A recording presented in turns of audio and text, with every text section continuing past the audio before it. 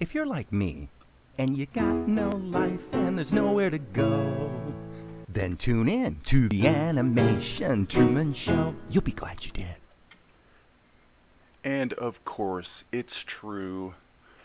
You'll never be as happy as you are when you're tuning into the Animation Truman Show. And speaking of the Truman Show, my good friend Darren Truman, also known far and wide as Darren T, normally does his tea time on Sunday mornings at 10 a.m. Eastern Standard Time. So that would be an hour from now. I'm curious if anyone knows if Darren is he doing the tea time today? Because I didn't see a notification. Maybe I missed that. But by gum and by crikey, I'm going to look at my subs right now as we speak. And I do not see a notification from Darren. What the heck is he doing today? Maybe he's not doing his tea time. I do not see anything about it. So on my other screen, I'm going to jump. Oh, there he is. Jeez, dude, you're here. Okay, cool. All right, well, anybody who's here, I'll send them over to you because I was just going to work on this shot right here and then just sign off when it's time for tea time. So here we go. Did you get my message? I don't know if you looked at the live stream, Darren, from yesterday, but did you get my message about the voiceover? Because, long story short is I really didn't want to do a bunch more back and forth because it was a really long, stressful week, and I was in a hurry to get webisode 3 out. And I was just buried in tech support.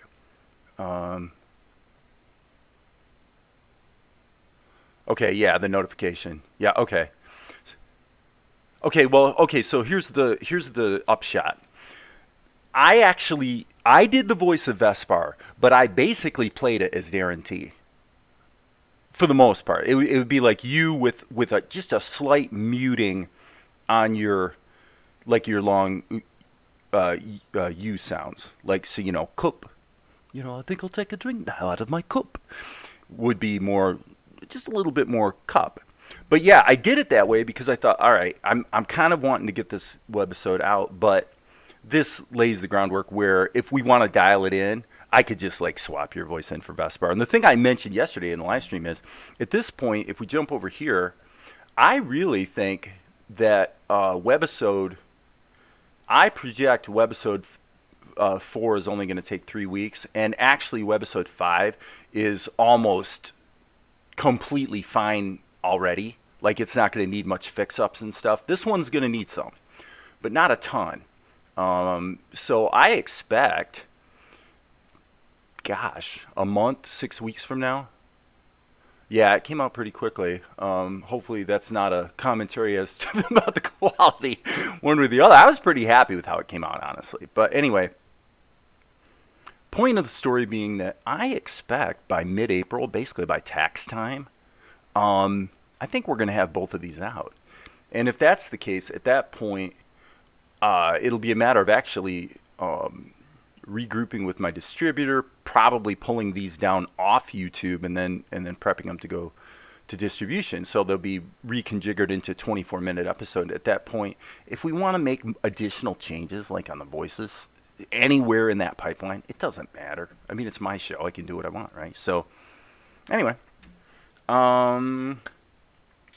so this morning, up until Darren's tea time, what I'm going to do is, well, actually, let's go back to the timeline. I'll show you guys this. And by the way, my beautiful Valerie is not up and about, and if she does get up and about, I will be taking a short break to powwow with her for a bit. Anyway, so basically, Mel is pretty off character here, plus the drawing's not really that great, blah, blah, blah, blah, blah. So this is what I'm redoing, this shot right here. So if we come back here, I actually had some shots from late in episode 1 that really looked pretty good as far as his being on character goes. So what I discovered to my joy and surprise was that in scene 394, we actually had a folder called Mel that has all these different poses. So instead of being a smart raster level, it's actually just an image sequence. So I just went in and stole one of these, dropped it into Krita, and there we go. So, his head, his collar, and his body are on different levels, or layers, whatever you want to call them. It isn't my preferred way to work these days. It really is not. But in this case, it seemed like the best choice. So there's a few little... Frankly, this is going to be quintessential animation Truman Show today. Because there's nothing curated or glamorous or even all that necessarily fun about what I'm doing here. This is just the grunt work of animation. Where you just, you got a shot, you got to crank it out. What are you going to do? And in this case, I'm cobbling pieces into an improved shot. So one of the things I'm seeing here is that the background, we've got an image sequence that makes up the background. So this is one of those cases where in Krita we've got a bunch of shots baked into one shot. Okay, and as you can see as we go along here, we're going to have to fix Mel here. He's off character there for sure. This is not quite right, but it's closer, but that'll need some work. And then when we get to here, I think we're basically okay, actually. For the rest of this shot, he pretty much looks fine. Might be some small tweaks, but basically we're there. Okay, so what did I do? I actually baked his hand into the background. So if we solo the background... Wait, I thought I baked... Oh, I didn't. I'm sorry. I was wrong. I actually put I did the smart thing, apparently, and put the hand on a separate layer. So that's probably a good thing. Because now what I can do is, now that I've got the body connected up to him, the problem with working the way I'm working is that when you look at things in too much isolation, sometimes you really lose your perspective on scale and stuff like that. And so really his trying to dial in the shape and size of his hand without seeing the rest of his body all, in place and sort of connected up is fairly difficult, actually. Or at least it is for me. Okay, so that was wrong. So now what I want to do is just do a little bit of liquefy here. And for those who are wondering what insanity has caused me lately to be sort of back into Krita, basically, I'm using the beta here. I'm actually using Krita 5 beta 1, I believe it is. Yeah. And actually, the version 5 alphas were quite good too. Really stable. So, anyway, beta 1 seems to perform pretty well and doesn't have too many issues. So at this point, I'm kind of feeling like I'm going to be using Krita's version 5 beta for a while until they come out with a solid version 5.1 or 5.2, and then I can go ahead and take another look. Okay, so the reason I did it this way is so that I can animate his body and have that hand locked to that handle there. Okay, that's the idea. So these layers, shadows, eyes, mouth, these are all for later, for these later shots. They're not even actually relevant to the shot I'm working on right now. All that's relevant to this shot is the body, the collar, and the head. Hey, Inyo-san, good morning. Okay, so first thing I want to do is look at stuff that is like obviously not quite there and fix it. And I want to fix it on frame 1, or I should say frame 0, so that so yeah, this needs to come up. So I'm just looking at the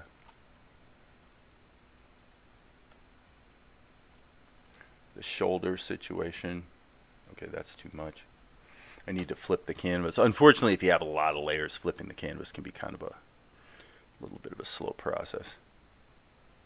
So I'm being very careful to move along the trajectory here of his forearm, because these are, as you can see, they're actually all part of one drawing.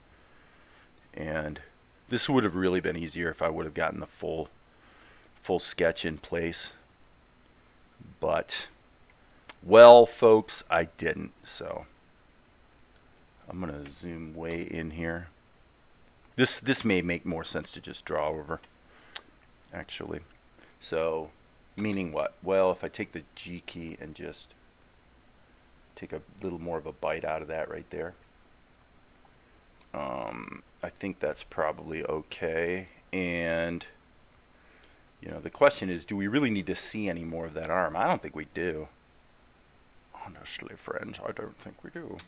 So I'm going to go ahead and boop, chop that little piece out right there, and assume that the audience is going to forgive me for any lack of perfection. I'm clicking away from Krita because it's kind of doing that stupid thing where it gets stuck on this little hand icon, and then it becomes unresponsive.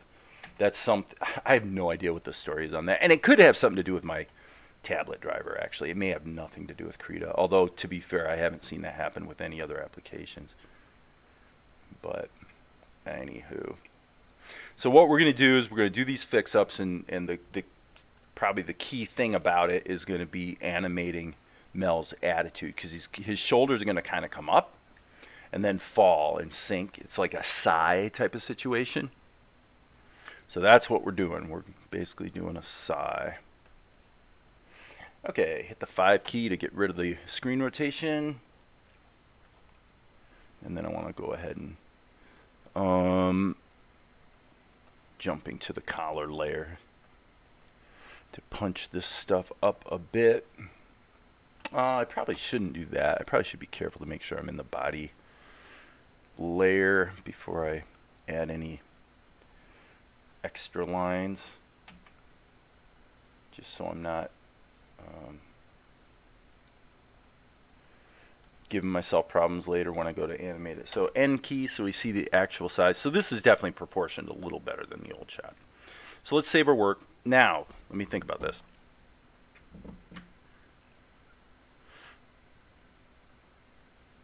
I'm thinking pretty strongly that we can bake this down. These are the sort of decisions I definitely want to make on frame 0 before I've animated anything. Decide what things can be sort of collected together. So I don't think there's any reason to keep the collar separate from. The only reason they were separate at all in the first place was because the collar was stolen from this other piece of art, whereas the rest of it was drawn fresh here today. So, all right. Now again, before I animate, I want to really think about anything that's looking stupid and needs work. And I definitely see right here that that's probably because of the liquefy tool. I probably introduced some distortion there.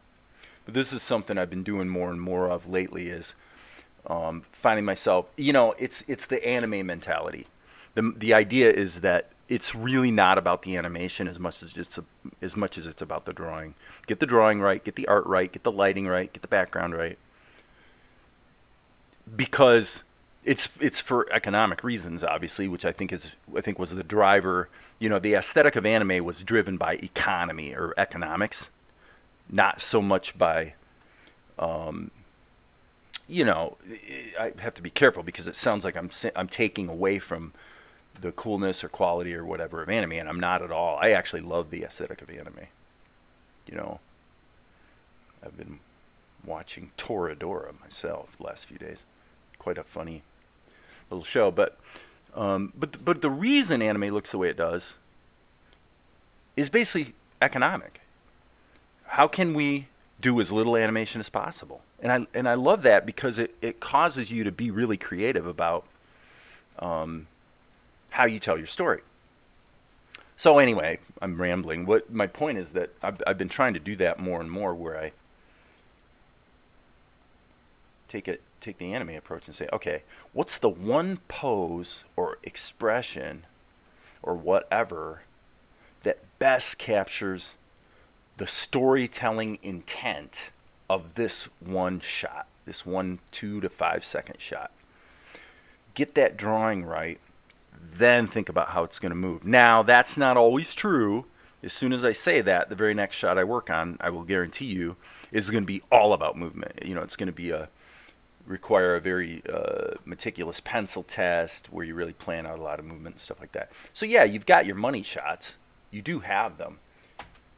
But for the most part, you know, if you look at this sequence actually, along these lines, I can jump over to the other screen. you can see that this whole sequence I'm working on right now, if you think about it, lock shot, except the camera just crops in. Lock shot with a little tiny bit of, plastic tool, basically. Lock shot. This is the money shot. This is the shot that had to be animated. This is not. This looks like it, but I mean, obviously, animating the book was stupidly easy because you're just drawing shapes and then putting some shadows and scribbles on them. And the hand, if you look closely, the hand is not animated at all. It just moves across the screen. So that's an easy one. There's a money shot. Just to get him from here to here. Although, to be fair, this is probably, I don't remember it now because it's been too long, but this may be this may actually be a reversal of, I'd have to look closely here. No, it's not. It's not. I thought maybe it was a reversal of what we saw in the earlier shot. Easy peasy. Yeah, I mean, kind of a money shot. I mean, you're animating the arm, and you've got the initial bloop. But basically, in this whole sequence of 17 seconds, this is 17 seconds? Holy smokes. In 17 seconds of show, you essentially only have 2 money shots. I find that quite interesting. Sorry, guys. I inadvertently clicked the wrong button. But it's very consistent with what you see across the board in anime. When I analyze other people, other animes, I see the same thing, where it's like, even shows that seem to be highly action oriented, if you look close, somewhere between 4 out of 5 and 9 out of 10 shots actually have very, very little animation in them.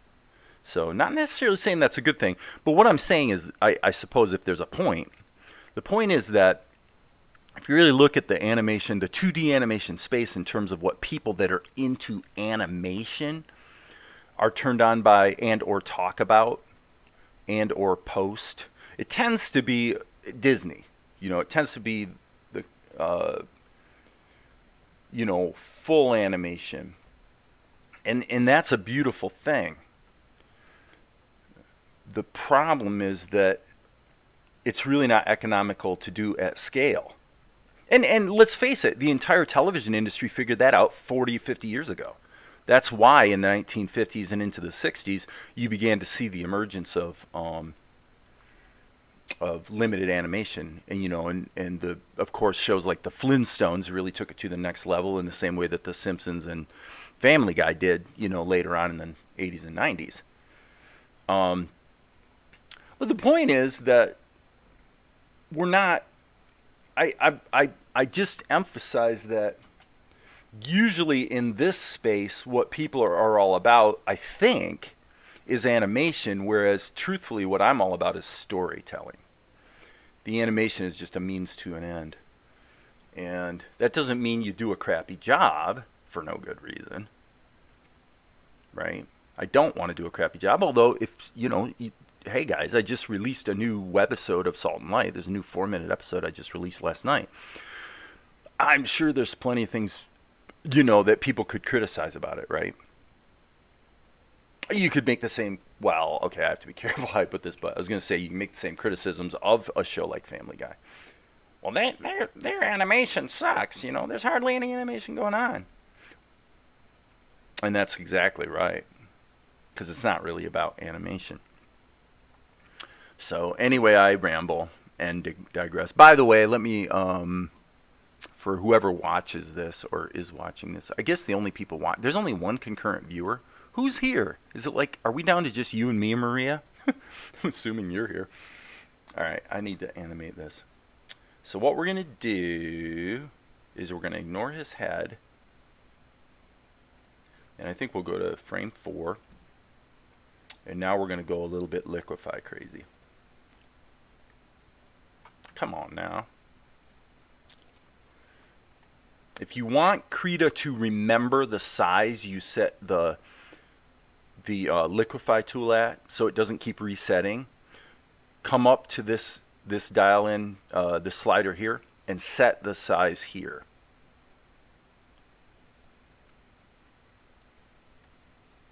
Trust me, you will thank me later. Okay, so now I got to be careful here. I don't want him to come up very far.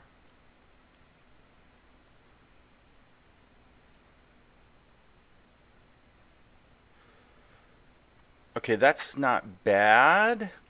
Okay, so I'm going to cheat now. I'm going to cheat, and I'm going to copy these two keys over like this, and then I'm going to grab these two, and I'm going to hit mirror frames so that they get reversed. So now I've got myself back to where I was when I started, and now I can go ahead and have him relax. And I'm having to use my imagination here a little bit to envision what it's going to look like as far as his head, because his head's on a separate level, or layer I should say, and I'm going to be animating it separately. So what I'm trying to do now is just find the pose, and I really need to think about, and this is going to be easy to follow up. This would be easier with the plastic tool actually, because I have to move his hand or his arm around.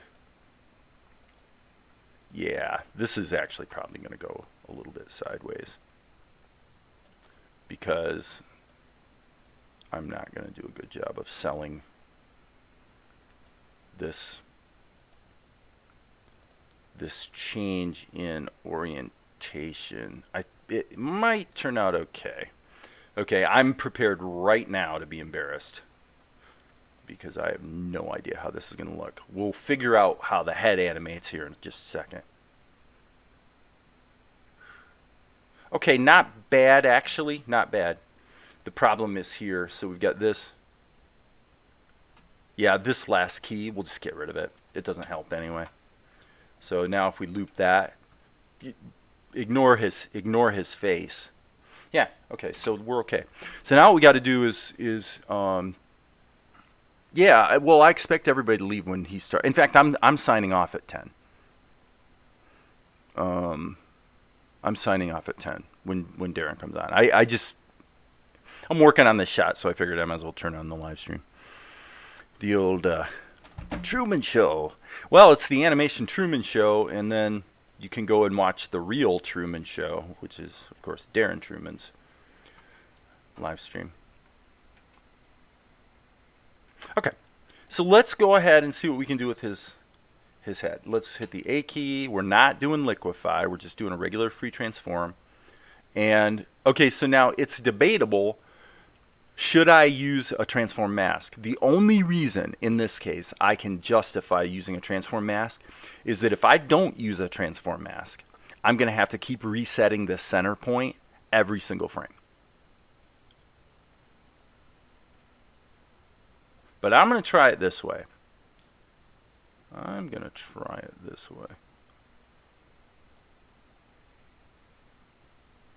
Just try to line that up. Ooh, actually that's not bad. I like it without, I may not have to move the head much at all after that. Yeah, I'm thinking, heck, let's go to here. Boom, boom, boom, boom, boom. Okay, right here, we're going to hit insert, and on the body, insert, so that we get our editing baked in. By the way, did you get a chance to see my first experiment with the overlay? No, I haven't even looked at Discord today, and I probably, everybody's going to flee from my Discord because I really don't go over and pay that close of attention very often. But I'll go look at it right now. In fact, friends, what I'm going to do is I'm going to pull this down here so the whole planet can see. Probably in the works in progress, I would assume. So here is the lovely and gracious Maria Torres. Okay, yeah. Well, let's just look at this one. Well, that went by quick. Play it again, Sam. So yeah, I see what you're doing. You're just fading it in, aren't you? Are you? Oh, okay, yeah. See, and by the way, guys, this is something to to learn from Maria. When you add effects such as overlay or multiply INO into Homa, remember that by clicking the diamond, you can actually insert animation keys and keyframe the color over time. So very good, Maria, very good. Okay, what just happened to my screen? Okay, Krita. Yeah, so I think that what I'll do here then is, I think what we'll do is we'll sneak in a blink right here.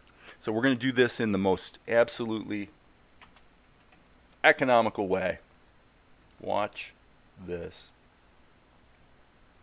Ta-da. Ta-da. That's it.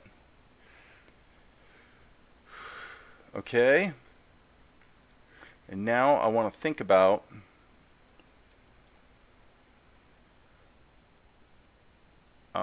as long as he's in motion, sheesh. As long as he's in motion, let's fix the stupid eyebrow. Okay, so what I'm going to do is I'm going to make a selection here. Now we're going to wind up with some artifacts, but that's okay. Now what I'm going to do is I'm going to hit liquefy, and I'm actually just going to stretch this over here a little bit. Kind of like that, and just dial it in where I want it to be. Accept that, hit Control-Shift-A so there's no selection. By the way, they changed it in Krita 5. That's another reason why I like the beta better. For years, I hit Control-A to select all, or I use the S key and make a selection. But if I want to unselect, I hit Control-Shift-A. Well, they've baked in they've hard-coded, and which, by the way, I see as completely stupid. Like, hard-coding any hotkeys into an application, in my view, is just ridiculous.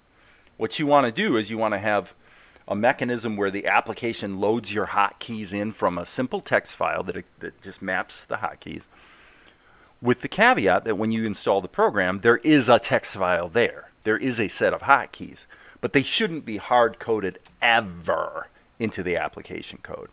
That's actually true with Tahoma as well, that there are hotkeys that are baked into the, and it never doesn't cause a problem. Never. It never fails to cause a problem. Because what happens is you go ahead and assign your own hotkeys, but the program doesn't know how to, can't decide whether it wants to really take your hotkeys or not. Seen it happen over and over. Drives me crazy. Drives me crazy, people. Okay, so now what we're going to do is, let's just feel this. Okay, gosh, I'm thinking, I'm actually going to hit the G key here. Whoops, that's not what I meant to do. Sorry. What I meant to do, friends, is go back to this frame, hit the G key, and erase his mouth. So I think I want to have him do blow a little raspberry, as they say. Do one of those deals.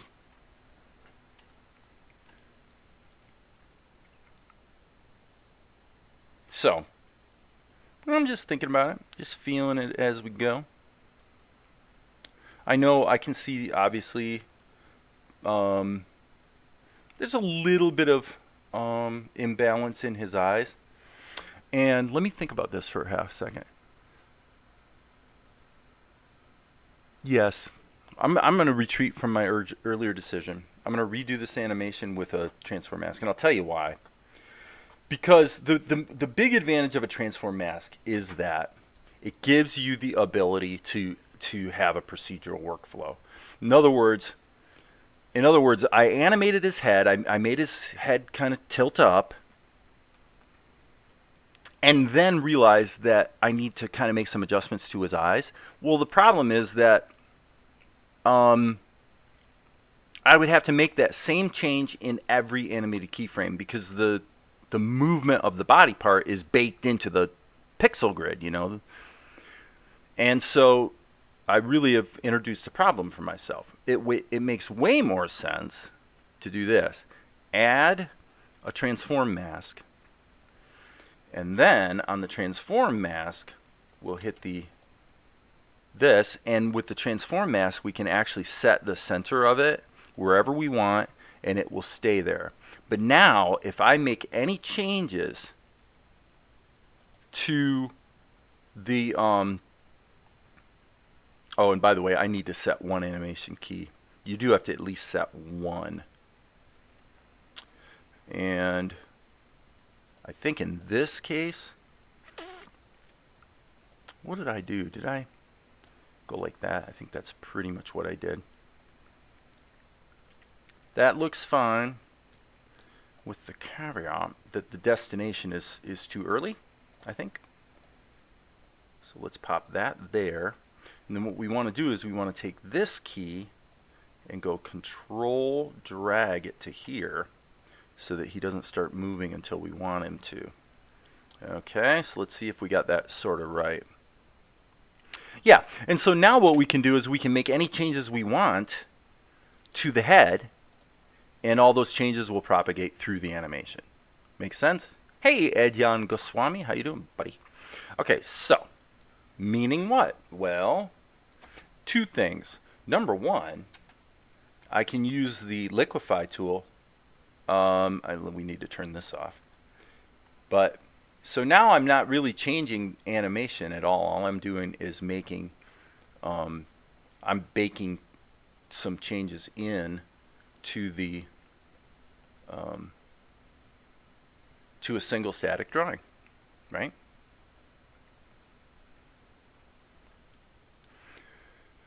Okay, so just a little change there, just to balance the eyes out a little bit. N key. All right, let's go ahead and preview that again. Okay, and now what we'll do is turn the transform mask back on. And is Krita going to glitch? I think Krita's going to glitch. What time is it? 9:36. Okay, so let's think about what happened here. We had a layer. We added a transform mask. And oh, I know what we need to do. I think I know what we need to do. I'm going to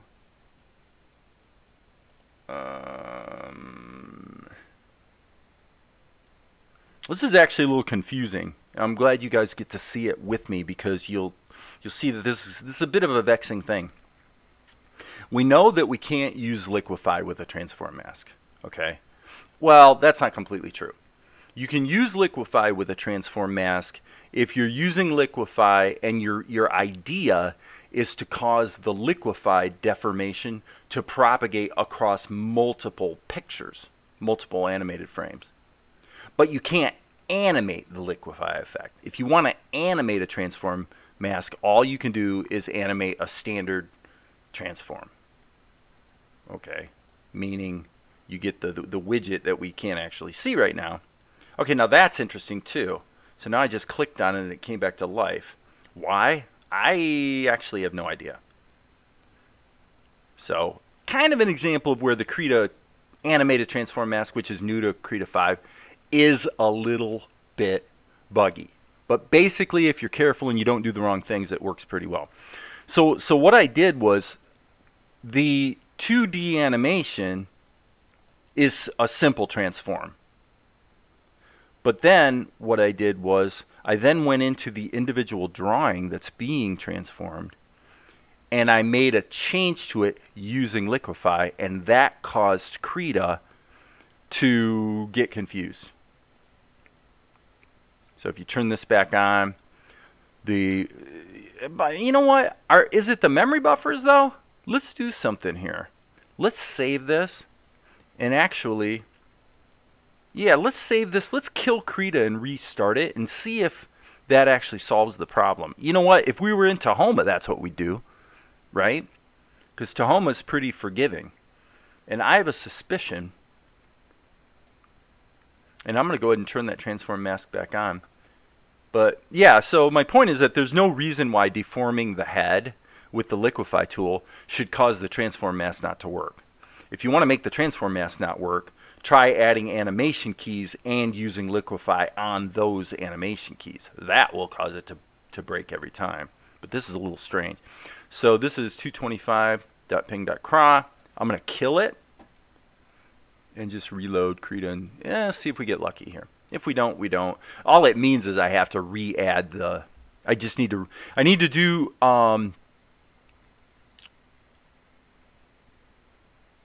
I need to do any fixes or deformations first and then add the transform mask. So it doesn't want to work. So that just means let's just delete the transform mask and not worry about it for the moment. So that's okay. There's really only a couple things we're going to do here, I think, for this shot. The way it's looking is I already did the deformation to sort of reshape his eyes a little bit. So right there's where the shrug takes place. So let's go ahead and add the eye blinks right here. So boom, G key. So let's just add the eye blinks. And then we'll put the transform mask back in. We'll just add a new one and I'll bet you it'll work. So it appears to me that you really want to kind of leave the transform mask as the last step if the underlying content has animation in it. Whoops, wrong color there, Jack. So I hope that makes sense. If you're going to use the transform mask to animate, the least problematic way to do it is always going to be to simply have a static drawing that you're animating. But I mean, obviously the whole idea is to be able to take keyframed animation and actually translate it around. So, and you can. So I'm not saying you can't. I'm just saying you sort of want to do things in the right order if you don't want the program to act silly. Okay, what I wanted to do in terms of animation is when his shoulders go down, I wanted to do a little bit of a tweak on his eyebrows. So what I'm going to do is I'm going to select the eyebrow region. Again, as I noted before, this is going to introduce some artifacts. There's definitely going to be some artifacts that are going to show up here in just a moment. Okay, because we have a selection, and now what we're doing is we're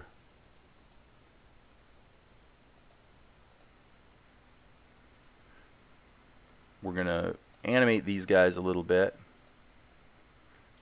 and I'm kind of working back against my selection here because I really didn't want to go over top of the headband. So, but I think if we compensate a little bit here on the tail end of these eyebrows. So let's just see if it's kind of sort of working. Yeah, I think that's working okay. Now all we got to do is patch it up. So we'll go in here and let's see what we have in the brush department. Let's grab, this one is probably not going to quite be good. No, that's horrible. It's not opaque. So I'm actually better off to use my inking pen or inking brush, whatever you want to call it, in this case, to just color it in. So give me half a second to get this colored in to fix it up, and then we'll add the transform mask, and then based on the time, it's probably going to be time to quit and send you guys over to Darren T's channel for Darren's Tea Time, which is always the absolute most fun part of every Sunday. Most Sundays, I should say. Darren's probably over there busily preparing for a great live stream session. And anybody who's here who wants to learn about open tunes better obey me and make sure you subscribe to Darren T's channel. Alright, Amar, I see you got some comments up there. Give me half a second to finish this, and then I'll take a look at what you're yakking about up there, buddy. Hang on one sec. Okay, Amar, for Liquify, if you're doing the face, eyebrows, hair, eyes, and hair on another layer, then you would not get the artifacts. That's exactly correct. Yeah, the only reason we're in this position today the way it is that I actually pulled the Mel's head from this image sequence from months ago. I just wanted to find some really on-character pictures of Mel and use that as my starting point. The probable better way to do what I just did, Amar, would be this. What you would do, and it's really probably the much smarter way to do it, is right here, what you would do if you really want to do this quickly in Krita and make it work, what you would do is you would go like this. Make the selection, okay, and then just go Control X, Control V, because now Krita is going to put those guys on a different layer, then grab the head, isolate it, color this in, and then come back here and just animate this layer. Now, you could argue that you want to actually maybe use color to alpha or something to get rid of the flesh tone in here. You could either do it or not do it, depending. But the point is, this is one of the very cool things about Krita, is that you can start with a complete picture, and then partway into the process, you realize there's something you wanted to animate. And you just cut it out, patch it, you know, Control C, Control V, boom. It's in a new layer. You can do whatever you want with it. And then bake the layers back together if you want when you're done, too, you know. So it's uber flexible that way. Definitely one of the things I like about Krita. That would have been a smarter way to do this that would have been much cleaner. Okay, I'm just kind of, you know, just sort of moving fast and going ahead and keeping everything in a single layer. So do what I say, not what I do. Right? Okay, so this basically looks okay. So now we have his head layer, and we do know that there's definitely some animation baked into it. So now let's see what happens with the transform mask. If we don't fiddle around with liquify, we should be fine. And again, I've got about 10 minutes to get this done, so let's rock and roll. Add a transform mask on the head layer. Let's go back to the beginning of the sequence. Let's immediately add an okay, why is it not on there? Actually, let's do it here. Let's add the animation key here. Okay, usually that's what I do with the transform mask, is I just add one key, and then all other keys are added here. So now here what we're going to do is we're going to set the center and go ahead and move him up like that. I'm going to take this key, duplicate it here, so that when I don't even know if this is necessary, honestly, but I think that probably did the trick. So let's see what happens.